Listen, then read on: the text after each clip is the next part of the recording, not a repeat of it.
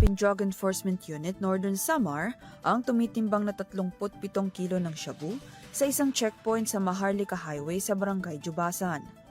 Ang nangyaring pagsamsam sa mga illegal na droga ay matapos patigilin ng isang sports utility vehicle para lamang sana sa isang routine inspection ng pulisya.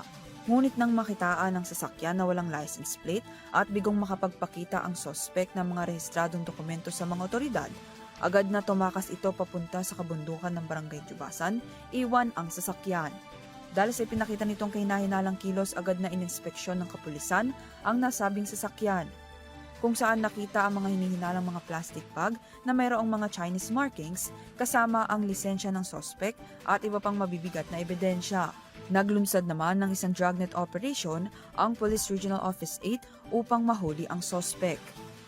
Para sa Year TV News, Dan Villegas sumasaludo sa bawat Pilipino.